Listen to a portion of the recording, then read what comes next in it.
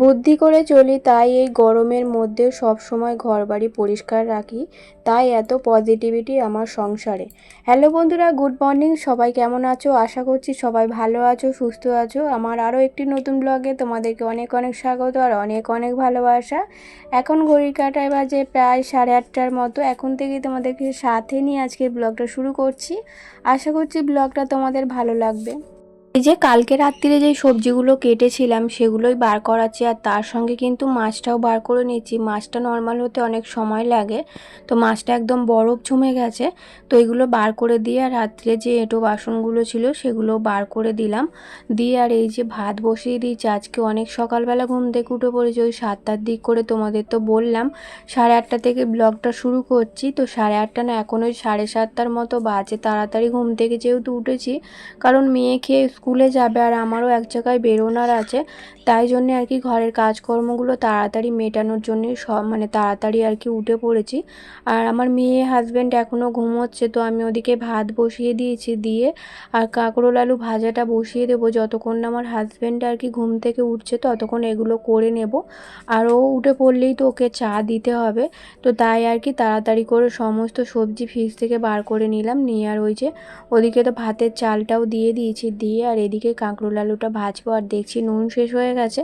আর নুন আমার দুটো কৌটোতে ঢালা থাকে, তো বড় প্যাকেট তো, ছোট কৌটোটায় সবটা ধরে না, তাই বড় কৌটোটাই করে ঢেলে রাখি। যখন প্রয়োজন পড়ে তো একটু একটু করে ছোট কৌটোটায় ঢেলে নিই। তো এদিকে কাঁকরোল আলুটা ভাজা বসিয়ে দিয়েছি। এটা হতে অনেকটা সময় লাগে কাঁকরোল আলুটা। আর চিচিঙেও দেখবে অনেক সময় লাগে ভাজতে, তো এর থেকেও কাঁকরোল আলুর থেকেও আর কি চিচিঙে ভাজতে আমার খুব বিরক্ত লাগে। কি বলো তো, একদম যেন ভাজা হতেই চায় না। তো একদিকে ভাত আর কাঁকরোল আলু ভাজা বসিয়েছিলাম, সেগুলো হয়ে গেছে। তারপরে চা খেলাম। চা খেয়ে একটু হাজব্যান্ডের সঙ্গে গল্প করলাম। গল্প করে এই যে বাকি রান্নাটা যেটা আর কি বাকি ছিল সেটাই করতে চলে এসেছি। একদিকে ঢ্যাঁড়সের আর কি ঝালটা বসিয়েছি, আর একদিকে ডাল বসিয়ে দিলাম। অনেকটা লেট হয়ে যাচ্ছে। তো লেট বলতে আমার রান্নার লেট হচ্ছে না, কিন্তু ঘরের কাজকর্মগুলোও তো আছে, সেগুলোও তো সময় মতো আমাকে করতে হবে না, টাইম মেনটেন করে করতে হবে। যদিও বা হাতের কাজ নেই, তাও সব সময় চেষ্টা করি সময়ের মধ্যে ঘরের কাজগুলো শেষ করার। তো তাই জন্যে দুটো কড়া বসিয়ে দিয়েছি, একদিকে ডাল আর একদিকে ঢ্যাঁড়সের ঝালটা বসিয়ে দেবো। আর ঢ্যাঁড়সটা হয়ে গেলে তারপরে এই যে মাছটা বসিয়ে দিয়েছিলাম। 3 পিসের মতো মাছ ভাজছিলাম। আর কালকের জন্য রেখে দিয়েছি চিংড়ি মাছ। আর কোনো রকম মাছ নেই আর কি, শুধুমাত্র চিংড়ি মাছটা আছে। চিংড়ি মাছটা একদিন করলেই শেষ হয়ে যাবে। আর এই সপ্তাহে তো বললাম একদিন নেমন্তন্ন বাড়ি আছে, তাই জন্য একদিনের বাজার আর কি কম করেছে, নইলে মাছ এখনও ফ্রিজে থাকতো। ওদিকে ডালটা আমার হয়ে গেছে, আর মেয়ে ওদিকে চান করতে চলে গেছে। তো মাছের ঝালটা হয়ে গেলেই তারপরে ওকে খেতে দিতে হবে। ও তো সকালবেলা ঘুম থেকে উঠেই আর কি ভাতটাই খায়, কোনো রকম আর টিফিন করে না, ভাত খেয়ে স্কুলে যায়। আর বেশি বেলা হয়ে গেলে না ওর খিদেও পেয়ে যায়, তাই বারে বারে আমাকে বলে, রান্নাঘরে এসে এসে দেখে রান্না হয়েছে কি। এদিকে মাছের ঝালটা প্রথমে ভেবেছিলাম সিম্পলভাবে রান্না করব, শুধুমাত্র পেঁয়াজ আর লঙ্কা গুঁড়ো হলুদ গুঁড়ো দিয়ে। তো আবার ভাবলাম না, একটু আদা রসুন দিয়েই করি। তো এমনিও মাঝে মধ্যে দেখবে পেঁয়াজ দিয়েও মাছের ঝাল করলে না বেশ ভালোই হয়। আর আমার সবথেকে ভালো লাগে মাছের ঝাল হচ্ছে রান্না পুজোর মাছের ঝালটা, মুখে লেগে থাকে, আমার ভীষণ ভালো লাগে। সারা বছরটা অপেক্ষা করে থাকি যে রান্না পুজোটা কবে আসবে। আমার রান্না পুজোর খাবার খেতে ভীষণ ভালো লাগে। তো আর বেশি বাকিও নেই, এখন তো আষাঢ় মাস চলছে। তো ভাদ্র মাসে 15 দিন বাদ দিয়ে আর কি আমাদের রান্না পুজোটা হয়। তো এদিকে রান্না বান্না করে নিয়ে তারপরে এই যে যেগুলো আর কি কাজ থাকে আমার প্রতিদিনকার, রান্নার পর এই মশলার কৌটোগুলো একটু পরিষ্কার করে মুছে রাখি। এতে করে কি হয়, তেল চিটেটা একটু কম হয়। নইলে এই জমা হতে হতে না তেল চিটে এমনভাবে পড়ে যায়, তারপর ওই ঘষা মাজা ছাড়া আর কোনো গতি থাকে না, তখন ওই জালি দিয়ে ঘষে তুলতে হয়। তো ওদিকে কৌটোগুলো মুছে আর ফ্রিজের মধ্যে আদা রসুনের পেস্টটা রেখে দিলাম। দিয়ে আর এই যে চলে এসেছি বিছানাটা গোছাতে। মেয়ে তো উঠে পড়েছে অনেক আগেই। আর আজকে ওকে টিফিনে আমি কিছু বানিয়ে দেব না, তবে ও নিজে বানিয়ে নেবে। ওর আজকে ম্যাগি নিয়ে যেতে ইচ্ছে করছে। কি বলো তো, সকালবেলা দোকানের খাবারের থেকে ওই টিফিনে দেওয়ার কথা বলছি, দোকানের খাবার থেকে ঘরের খাবারটা দিলেই ও কিন্তু একটু ভালোভাবে খাই। দোকানের খাবার বলতে ওই কেক আর বিস্কুট, তো প্রতিদিন এগুলো খেতে চায় না। বন্ধুরা তো একটু ভালো মন্দ টিফিন নিয়ে যায়, তো বন্ধুরাও মাঝে মধ্যে দোকানের খাবার নিয়ে যায় আর কি। সব সময় তো সবার সময় হয় না ঘরের খাবার বানিয়ে দেওয়া। তো আমি কালকেও বানিয়ে দিয়েছিলাম, তো আজকে ও নিজে আর কি বানিয়ে নেবে, ম্যাগি বানাবে। আর পরের দিনকে আর বানিয়ে দেব না।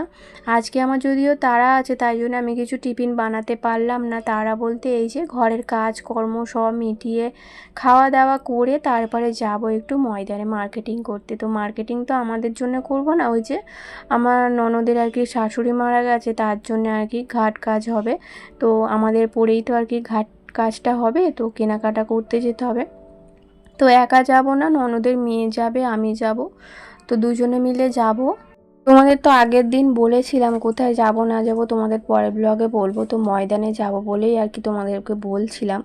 তো এখন এই যে ঘরের এইগুলো না, মানে গ্রিলগুলো খুব মাকড়সার জাল হয়ে যায় জানো তো। একদিন ছাড়া ছাড়া মাকড়সার জাল পরিষ্কার করতে হয়, তবে রোজ দিনে এগুলো পরিষ্কার করতে পারি না। তো আজকে একটু তাড়াতাড়ি রান্নাটা করে নিয়েছিলাম, ওই যে দুটো কড়া বসিয়েছিলাম, দুটো কড়া বসাতে তাড়াতাড়ি রান্নাটা হয়ে গেছে। তো ভাবলাম এদিকে আর কি এগুলো একটু পরিষ্কার করে নিই।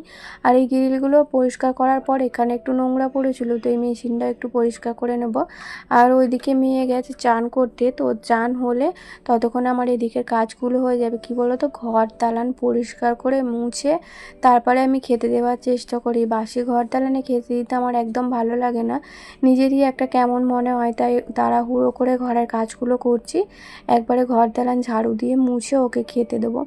এখন ওই 9:30 মতো বাজে, রান্না তো হয়ে গেছে, এখন ওই শুধুমাত্র বাসি কাজকর্মগুলো করলেই হয়ে যাবে। আর ওই ঘরটা ভেবেছিলাম একটু পরিষ্কার করব, মানে ঝাড়ু দেবো, তো আজকে আর হবে না। আজকেও সময় মতো করে নিতে হবে ঘরের কাজগুলো। ওই যাবো হচ্ছে 1:30 2টোর দিক করে যাব। তার মধ্যে ঘরের কাজ আছে, খাওয়া দাওয়া আছে, খাওয়া দাওয়ার পর বাসন আছে, তারপরে কোথাও যাবার আগে যেন সব কিছু গুছিয়ে রাখতে হয়, নইলে আবার কখন বলতে কখন বৃষ্টি চলে আসবে। বাইরে যে জামা কাপড়গুলো আছে সেগুলোও তুলে ভাঁজ করে গুছিয়ে রাখতে হবে, জানালা বন্ধ করতে হবে। তারপরে সব থেকে বড় কথা কী বলো তো, আমাদের বিছানার মধ্যে না জল পড়ে। কোথাও আর কি একটা টালি হয়তো ফাঁক হয়ে আছে, সেখান থেকে ওই যখন ভারী বৃষ্টি হয় বিছানার মধ্যে জল পড়ে। ওই বিছানার মধ্যে হাঁড়ি নিয়ে বসে থাকি, কি করব। এই যে বর্ষাকালটা আসছে না, বর্ষাকালেও আমরা একটা দিন ভালো করে শান্তিতে ঘুমোতে পারি না। যেদিন আর কি রাত্রিরে বৃষ্টি হয় না, সেদিন আমাকে ওই জেগে বসে থাকতে হয়। যতক্ষণ না বৃষ্টি থামছে ততক্ষণ ওই হাঁড়ি নিয়ে বসে থাকতে হয়, খুব কষ্ট হয়। কিন্তু কোথায় যে টালিটা সরেছে, কোথায় ভেঙেছে, তো সেটাও তো হাজব্যান্ড 2-3 বার ওপরে উঠেছিল, বুঝতেও পারে না, ঠিকও করতে পারে না। তো যাই হোক, এখন এই যে ঘর দালানটা ভালো করে ঝাড়ু দিয়ে নিচ্ছি, তারপরে মুছে নেব। আর মেয়ে তো চান করছিল তখন, তো চান হয়ে গেছে, এখন এই যে রেডি হচ্ছে। রেডি হয়ে তারপরে ও যাবে দোকানে ম্যাগি আনতে।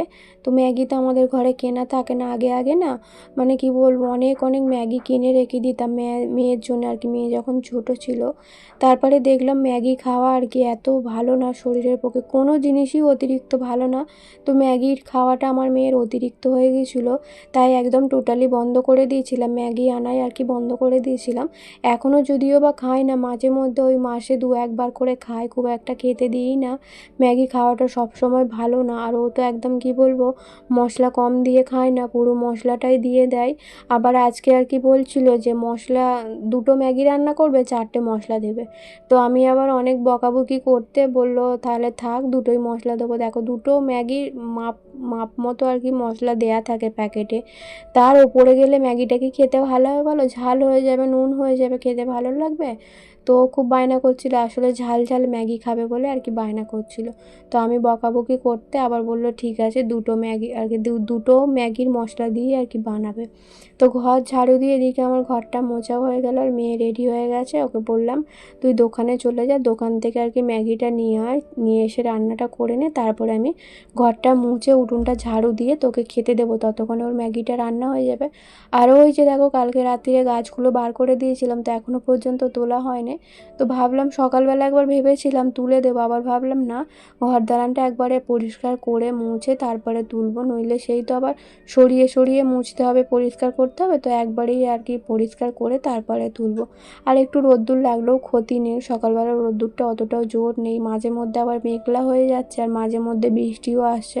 তাই একটু থাক, ভেবেছিলাম একটু বৃষ্টিও আর কি, বৃষ্টির মধ্যেও রাখবো, কিন্তু ভোরের দিকে একটু বৃষ্টি হয়েছিল, এখন আপাতত বৃষ্টি নেই। তো বেশিক্ষণ রোদ্দুরে রাখলে আবার যদি গাছগুলো নষ্ট হয়ে যায়, তাই আবার অন্য দিন রাখবো। বৃষ্টির মধ্যে একটু গাছগুলো রাখলে না ভালো হয়, কী বলো তো, বৃষ্টির জল গাছ মানে গাছের মধ্যে দিলে গাছ নাকি খুব ভালো থাকে, এটা আমি শুনেছি।